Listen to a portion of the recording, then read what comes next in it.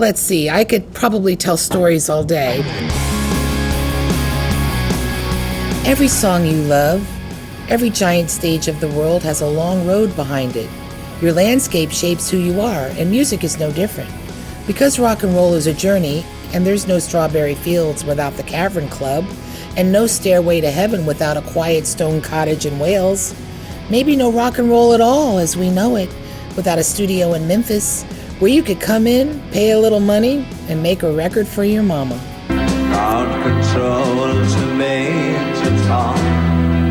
My name is Bebe Buell. Rock and roll has been the journey of my life. From small town Virginia, New York, Europe, and beyond, rock and roll changed my whole world. From choir girl to model to singer, took me places I could never have imagined, and to people I'll never forget. I've seen the legendary faces and mythical places that inspired generations, flown the 7 seas, and lived to tell the tale. Think back and remember that magical moment when rock and roll first spoke to you, really spoke to you. Remember when you knew you'd found religion in John Bonham's drums,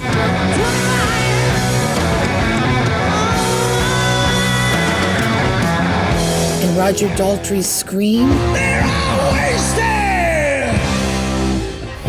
in John Lennon's poems, or maybe even in Johnny Rotten's scowl. I was there the night David Bowie walked into Max's Kansas City in his baby blue suit, his powder blue suit, and his orange hair. Max's Kansas City was the meeting ground. It was the Mecca.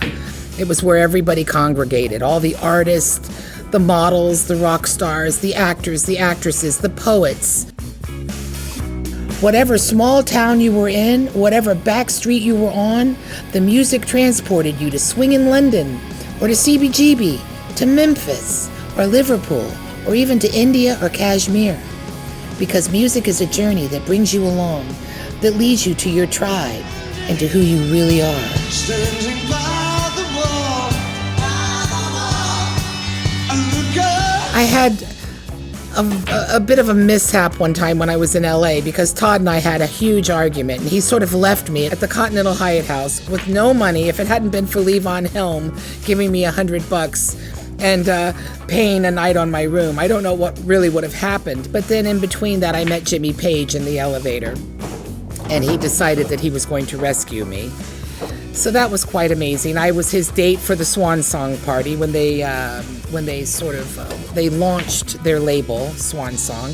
I met Groucho Marx that night. So I flew back to New York City with Led Zeppelin, and I had a South American raccoon at the time. They're called a Quadrimundi. This was an exotic animal that Todd brought home from the road. And of course, I was also left with him in Los Angeles, our poor little Quadrimundi. But you can't talk about that history without also including the landscapes that created it. The smoky bars and juke joints, where it was all born. The legendary music scenes, the sights immortalized on iconic album covers, or the sights of rock and roll's triumphs, tragedies, and inspirations. These places are hallowed ground for rock's true believers, filled with memories that have become mythical with the passing years. These places are full of stories, and they're still there for those who care to go and breathe them in.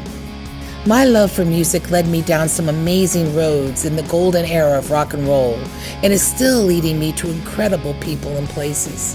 This show is a roadmap taken from the great stories of the past, but inviting you to get out there and have your own journey. You never know what will happen or who you'll meet, and that's what rock and roll is all about.